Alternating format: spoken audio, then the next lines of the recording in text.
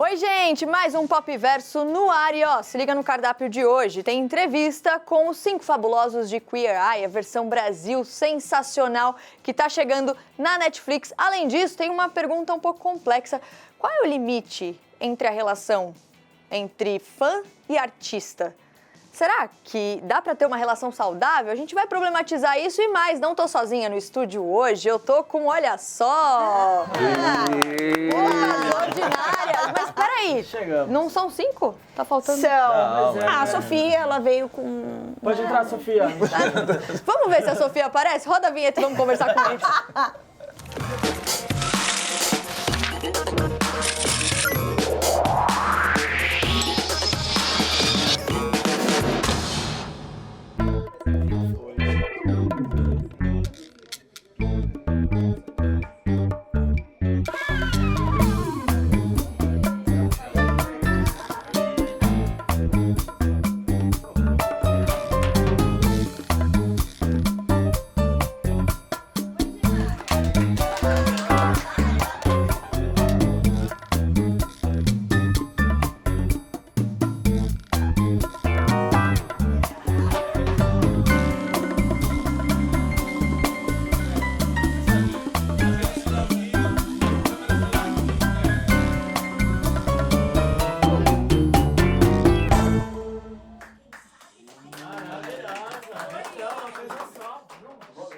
MC Sofia não veio hoje, infelizmente, mas está devendo uma visita pra gente. Mas a gente está aqui agora com Paty dos Reis, João Luiz Pedrosa, Beto Estrada e Júlio Beltrão. Bocas Ordinárias, o primeiro podcast com vídeo original Spotify. Que delícia ter vocês aqui. Tô muito feliz e queria fazer uma pergunta já pra gente apresentar o podcast. Porque a sinopse diz o seguinte, vamos à sinopse. Alguém sabe o que diz a sinopse? Olha o telão pra vocês aqui. Vamos Olha.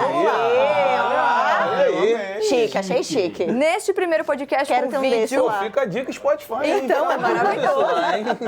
Quer levar o telão? Bota na bolsa, a gente vai. É brinde. Neste primeiro podcast com vídeo original Spotify, os apresentadores Beto Estrada, João Luiz Pedrosa, Júlio Beltrão, Paty dos Reis e MC Sofia conversam com celebridades brasileiras sobre suas carreiras, projetos futuros, e aí eu gostei dessa parte. E óbvio, polêmicas. Polêmicas. É, polêmicas, né? Sempre bom. É sério? Pode fugir do Rola? BO, sim. Rola. Mas assim, não é nada pesadão, assim, vamos lá. É sempre uma coisa gostosa, aquela polêmicazinha assim... Saudável. Tipo, saudável. Não é nada pra deixar a pessoa triste quando ela vai embora. Eu acho que é um pouco, tipo assim, é um pouco fora do convencional, sabe? Aquelas perguntas que você sempre vê acontecendo em todos os lugares. A gente sempre tenta fazer isso, né? Que é fugir desse óbvio, dessa obviedade. Porque a gente quer ouvir o outro lado das pessoas também, né? Porque às vezes as pessoas vão em um monte de programas de televisão e acabam falando a mesma coisa sempre. Sim, é sempre a E aí mesma é sempre a mesma resposta, coisa. é chatão. Como é que é? Então, tipo, a gente tá no outro lado ali, é o lado B, assim, né? O que a pessoa gosta, o que ela não gosta de fazer, isso é legal. Aí também. tem um desafio interessante que é como não fazer o seu nome somente em cima de polêmica. Fazer com que a polêmica seja parte, se surgir, beleza. Mas eu não vou ficar tentando ter polêmica pra ter view. Então a gente tem muito esse desafio também, Que a gente sabe? quer que a pessoa volte, entendeu? A gente não quer que a pessoa vá e ela nunca mais Maravilhoso. volte. E a Agora, polêmica do próprio grupo também, porque a gente discorda entre si, isso é muito legal. eu acho que isso é especial no podcast, justamente essa troca, assim, de não ter aquela coisa do eu tô certo e acabou. Não, a gente sempre Exato. pode evoluir, né? É um podcast, primeiro original Spotify com vídeo. Até o formato mesmo do vídeo é diferente, porque não tem a mesa do podcast, aquelas coisas que a gente vê. Conseguimos Então, fugir da mesa. como foi a construção disso e qual é a diferença de ter o vídeo também, a preocupação que vocês têm com a comunicação, digamos, né, não verbal, tudo isso está dentro do que vocês estão pensando quando vocês estão ali produzindo? Maquiagem é a principal diferença. É um saco, não é? Ai, gente, Não, nossa. alô Spotify, não é um saco, é bem legal, é bem legal. CNN também, Né? Mas é que maquiagem às vezes dá uma preguicinha, né? Cara, mas é importante isso que você tá falando, porque assim, o Spotify, ele antes de tudo, ele é uma plataforma de áudio. E a gente tem que entender isso. E aí, quando você bota o vídeo, que é uma inovação que tem dentro da plataforma, você tem que adaptar a sua cabeça, porque a câmera sempre chama antes a gente, né? Total. E aí você tem que adaptar a sua cabeça ao discurso, você tem que ser um pouco mais descritivo, você tem que explicar certos contextos. Se a gente fez uma piada visual, tem que explicar para quem está ouvindo. Se falou da roupa da pessoa, tem que explicar como a pessoa está se vestindo. Então eu acho que tem muito essa mudança da relação com a câmera e também para explorar na parte de divulgação, né? É muito importante hoje você ter a divulgação com vídeo. Então eu acho que todos esses elementos. E na parte da produção, que você perguntou, foi muito legal, porque a gente se juntou, a produtora Los Angeles, que trabalha junto com a gente, junto com o Spotify. Cara, é um trabalho bem imersivo, assim, todo mundo olhando bastante. A gente queria sair do lugar comum, vamos tirar aquela mesa da frente, vamos achar um cenário colorido, um cenário que tem a cara do Bocas Ordinárias. Seja acolhedor também. Né? Sim. Total, e são 5 você vê pessoas. Como é que você vai botar uma dinâmica de 5 pessoas mais um convidado? Então são 6 pessoas conversando para não ficar aquela coisa esquisita e estranha, sabe? Porque quando você ouve só, você fica tipo, ai, será que essa voz é do fulano? Será que é do ciclano? Tipo, quem é o convidado? E aí, quando você consegue ver, você vai dando cara à voz das pessoas e isso é muito legal. Quando a gente fala sobre um ambiente mais descontraído, mais leve, como, por exemplo, o estúdio do Popverso, muitas vezes as pessoas batem o olho e não acreditam que ali pode sair uma conversa séria. Exato. E aí, enfim, eu tô nessa briga já há muito tempo de dizer que sim, dá para falar sobre assuntos sérios, relevantes, de um jeito leve, de um jeito informal, como se a gente estivesse conversando. Então eu queria ouvir vocês sobre isso, porque vocês devem também levantar essas questões com os convidados. Então, vocês já perceberam alguma resistência do tipo, um monte de gente sentada, uma bagunça, eu não vou ouvir porque deve ser só brincadeira. Tem os dois lados. Tem o lado do público, que quando chega ele já primeiro se assusta que não tem uma mesa, depois ele vai entender por que tem tanta gente, tudo convidado, quem é o chefe, quem que é o host. E também tem a parte do público. Por exemplo, a gente tem um programa que é o da Tainara OG, que já está disponível na plataforma, que é um programa super sério. Ele começa com uma pauta mais alegre e do nada a gente está falando sobre mortalidade infantil e sobre ela ser uma embaixadora da Unicef, por exemplo, e o projeto que ela tem com eles. Então é muito sobre isso, sabe? É sair do lugar comum de perguntar do ex-relacionamento dela, ou do atual relacionamento, e trazer uma pauta mais sobre o atual. Exato, é o que a gente estava falando sobre sair dessa obviedade, assim, né? A gente quer também instigar que as pessoas se mostrem mais, assim, e isso é muito legal. Porque a gente também está se mostrando, né? E é super desafiador, porque assim, diferente do que tá todo mundo acostumado dos podcasts, a gente não tem 5 horas para ficar ali trocando ideia e tirar qualquer tipo de informação. Então você tem que focar naquele tempo, eu acho que é o... É o principal. É o que é mais difícil, Eu assim. vou até falar que se vocês não têm 5 horas, imagina eu que tô correndo aqui, o pessoal falando, encerra, porque não tem mais tempo, mas a entrevista completa com essa galera incrível tá lá no YouTube CNN Brasil Soft, então é só apontar a câmera pro QR Code que tá aí na tela ou correr no link que tá na descrição para assistir completa. Obrigada, viu, gente? Isso foi ótimo. Chique, tem QR Code, vamos anotar o que a gente quer no nosso programa, QR Code na tela. Vou abrir meu coração agora para você que tá aí assistindo ao Popverso. Eu vou casar daqui 2 semanas e eu sou apaixonada pelo meu futuro marido, que inclusive também é apresentador aqui na CNN, Felipe Ciani. Amor, te amo, um beijo pra você. Mas ele sabe, você sabe, todo mundo sabe que eventualmente eu me apaixono também pelas pessoas que eu conheço aqui no Popverso. E nesse caso eu me apaixonei pelos 5 fabulosos de Queer Eye Brasil. Pois é, uma série que já faz muito sucesso lá fora. Agora a gente tem a nossa versão aqui, estreia dia 24 de agosto na Netflix. E aí eu fui lá entrevistar esse time incrível junto com o Serginho, com o Léo do nosso time. Guto, Johan, Fred, Luca e o Rica. Eu abracei o Rica. Desculpa, Rica. A gente virou um amigo depois disso, mas vocês vão conhecer agora os 5 fabulosos e entender por que eu me apaixonei por eles. Olha só.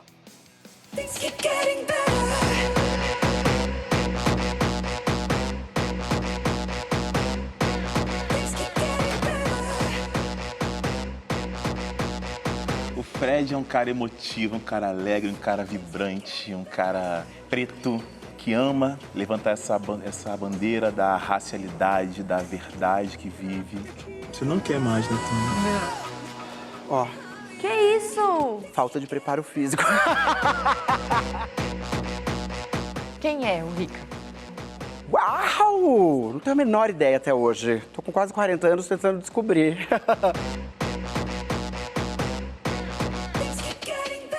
Eu sou mineiro, sou publicitário de formação. Johan, o francês que está junto com outros 4 brasileiros na frente do Queer Eye Brasil. Eu acho que eu sou um grande amante do Brasil, eu amo o Brasil. Por que o Brasil? Você chegou aqui e falou, ok, aqui eu fico. Você mora no Brasil, né? É lógico. Então você deveria saber por que eu quero estar no Brasil. O Guto Requena é um cara apaixonado pela vida, ele é arquiteto, é um cara do interior, de Sorocaba, e que está muito feliz, muito empolgado e muito honrado de fazer parte do Queer Eye Brasil.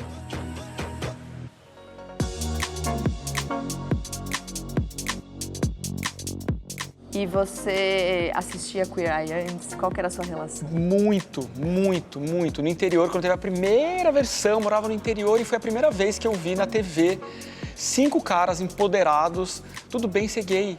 Aquilo mexeu demais comigo, aquilo me transformou. Então, eu não conhecia muito, né, o programa, meu marido conhecia. Então, quando eu entendi que eu era um Fab Five, eu falei, gente, meu Deus, caraca. O poder disso, né? Que legal, cara. Eu acho que eu vou poder fazer bastante coisa legal com isso. A gente não tinha tido ideia até ontem, que foi quando a gente assistiu. Isso, acaba com a entrevista! É um programa de transformação, a gente quer ver o antes e depois, que é lindo. E essa entrega tá maravilhosa, mas o processo e a maneira que essa sinfonia vai sendo costurada e contada é realmente assim, capaz de começar a chorar. Fazer parte do Queer Eye Brasil Uma mistura de emoções. Às vezes dá vontade de rir, vontade de chorar. eu vou chorar. Ai, eu passei rir, eu não posso chorar. A mágica, ela aconteceu. No primeiro dia de gravação, a gente ainda se conhecendo, mas rolou afeto, rolou entrega, rolou querer bem, rolou amizade. E a gente termina, assim, essa temporada muito, muito próximo, muito amigo. A gente viveu uma coisa que acho que só a gente entende.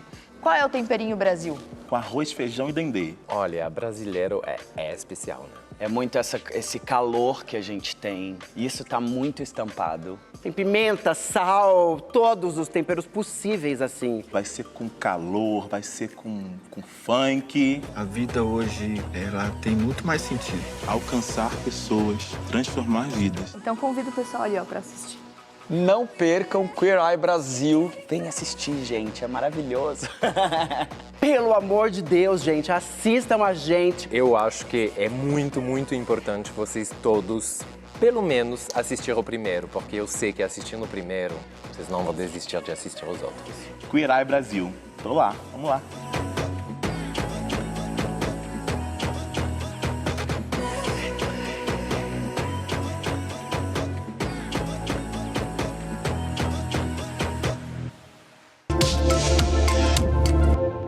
Vamos para a notícia agora. Bom, a gente vem acompanhando recentemente um movimento dentro do universo Marvel, que é um universo de histórias em quadrinhos, histórias de super-heróis, de colocar mais diversidade no centro das produções. Aí agora existe um sinal de que talvez a gente possa ter a primeira drag super-heroína do universo Marvel. Por quê?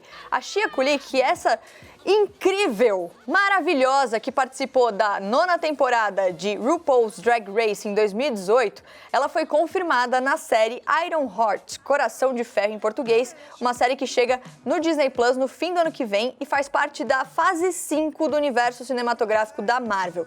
Quem deu essa informação foi a Deadline e depois a própria Shia confirmou no Instagram.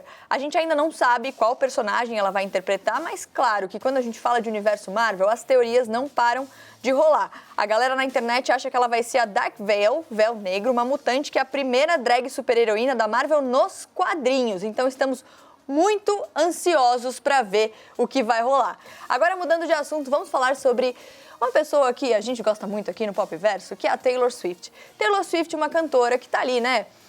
Colecionando prêmios, colecionando recordes, ela já ganhou vários Grammys e agora ela quer se aventurar em outra área de premiação. Ela quer um Oscar e ela quer que esse Oscar venha por esse curta aí, All Too Well, The Short Film. Quem faz esse curta, olha, é a Max de Stranger Things, a Sadie Sink, e o Dylan O'Brien, que tá em Teen Wolf. Ela quer, então, a primeira indicação ao Oscar por melhor curta-metragem. Quem tá dizendo isso é o The Hollywood Reporter. O filme chegou a ser exibido em um cinema de Nova York, por isso, então, ele se torna elegível para uma indicação. Inclusive, o site diz que a Taylor já estaria trabalhando com uma consultoria para começar essa campanha de premiações. Tem outro músico também que pode tentar a mesma coisa, o mesmo desafio, que é o Kendrick Lamar. Ele tá do lado da Taylor Page, que é a atriz, no curta-metragem, para uma música dele, We Cry Together, que tá no último álbum. Diferentemente do curta da Taylor Swift, esse não foi disponibilizado no YouTube, mas foi exibido também por uma semana em um cinema de Los Angeles, ou seja, também está dentro ali dos requisitos. Agora vamos ver se essas indicações vão rolar mesmo, mas a gente vai ter que esperar o ano que vem. Então, segurem a ansiedade. Hora de conversa séria aqui no Pop Verso, como sempre, né, gente? A gente é muito sério, entendeu? Não é, Bah? A gente é, né? A gente tenta. A gente tenta e a gente consegue às vezes, mas enfim, dessa vez sim é assunto sério, porque a gente vai falar agora sobre uma relação que é uma relação de muito carinho, é uma relação de muito amor, admiração, mas também pode ser uma relação muito complexa, que é a relação entre fã e artista. Por que essa discussão veio aqui na nossa cabeça? Por causa de um tweet de um cara que é de uma gravadora gigantesca, uma gravadora que cuida, por exemplo, da carreira do Kendrick Lamar, o Terence Punch Henderson. Ele é presidente da gravadora Top Dog Entertainment e ele disse o seguinte: estou curioso, olha aí, sendo fã de um artista, o que você sente que ele te deve além da música? E aí a gente separou algumas respostas que as pessoas deram. Vamos lá, ó. Interação, né? O artista te responder. Respeito e a verdade. E aí tem uma última ali, ó. Entrevistas. Eu amo ver a pessoa por trás da música e ver o caráter deles de certa forma. Ver como eles interagem com algumas perguntas. Enfim, são só 3 respostas. A galera de fato interagiu, né? Como eles pedem que os artistas façam, para responder justamente essa questão que é tão complexa. Bah, você foi atrás de entender um pouco mais a complexidade dessa relação e como ela pode ou não ultrapassar do limite. O que você descobriu? Exato, Mari, porque além dessas respostas que a gente mostrou aí, teve gente que falou, por exemplo, transparência, autenticidade, uma boa performance em shows, e teve uma resposta que chamou muito a atenção do Terence, que foi amizade. Oi? Exato, as pessoas acham que o ídolo deve amizade a elas, e esse verbo dever, né, é muito pesado. Pesado o Terence demais. ficou tão surpreso com isso que ele, inclusive, citou essa resposta em uma entrevista recente que ele deu para a revista Vulture, né, comentando esse assunto. Mas eu conversei com alguns especialistas que me explicaram um pouco mais sobre as nuances dessa relação fã versus ídolo e porque ela é diferente das outras relações de admiração que a gente tem na nossa vida. Por exemplo, pelos nossos pais ou por um colega de profissão, né? Uhum. O professor de psicanálise Ronaldo Coelho me explicou que as pessoas tendem a colocar os ídolos num lugar de perfeição. Como você idealizou demais, você se frustra muito também, e aí fica pesado mesmo. Exato, vira uma cobrança imensa. E além dessa idealização, o psiquiatra Daniel de Barros, com quem eu também conversei sobre essa pauta, explicou que pode acontecer uma pequena confusão. Às vezes a pessoa admira o talento daquele ídolo, né, a forma como ela canta ou a forma como atua num filme, e não necessariamente a pessoa em si. Mas ela acha que aquela admiração que ela tem é pela pessoa. Quando a gente fala de ator ou atriz, isso é muito mais complexo. Quantas vezes a gente não viu atores dizendo que quando interpretaram vilões, sei lá, apanharam na rua ou foram xingados na rua, porque é muito difícil mesmo para muita gente entender qual é o limite ali. Aqui eu sou a pessoa física, aqui eu sou a pessoa jurídica, né? Exato, Mari. E uma coisa que coloca aí um agravante, vamos dizer assim, né, nessa relação toda, são as redes sociais. Hoje você tá a uma DM ou a um comentário de dizer pro seu ídolo o que você pensa, seja positivo, seja negativo, né? Então, os ídolos, o que isso pode provocar algo na saúde mental desses ídolos? A gente tem que olhar para isso também, né? Como essas pessoas, esses artistas, esses jogadores de futebol estão se sentindo com tudo isso. Então, conversei com o psicanalista Christian Dunker também sobre essa pauta e ele explicou que pode acontecer um efeito refém, ou seja, o ídolo, ele cria um personagem para corresponder a essas expectativas dos fãs, né, que ele consegue mapear muito fácil nas redes sociais através dos comentários e das DMs, e ele fica preso nesse personagem, que não necessariamente é o eu autêntico dele, né? Ele fica ali interpretando aquilo para agradar os fãs, isso vira uma bola de neve e coloca uma pressão imensa em cima desse artista, desse músico, desse jogador de futebol, enfim, da pessoa que está ali. E quantos artistas não foram a público dizer que iam ficar afastados das redes sociais, que estavam com depressão, inclusive levantando reflexões sobre saúde mental, justamente por isso. Às vezes você olha o artista e olha que a vida é perfeita e pensa que não tem problema nenhum. Mas existe existem questões do lado de lá também, é importante que a gente pense nisso.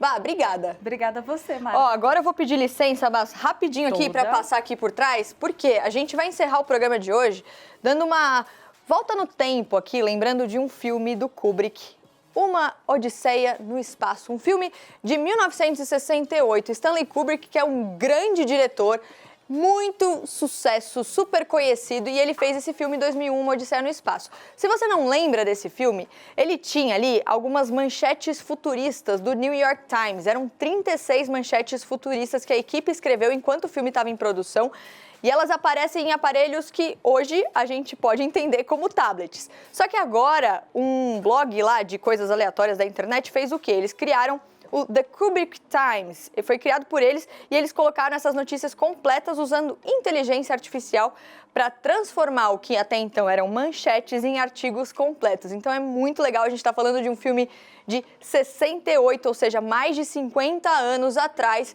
que ainda rende discussão e que ainda faz com que os fãs queiram criar em cima dele. Isso é genial, o Kubrick é genial, e a gente encerra o Pop Verso de hoje assim. Amanhã a gente está de volta. Gente, um beijo!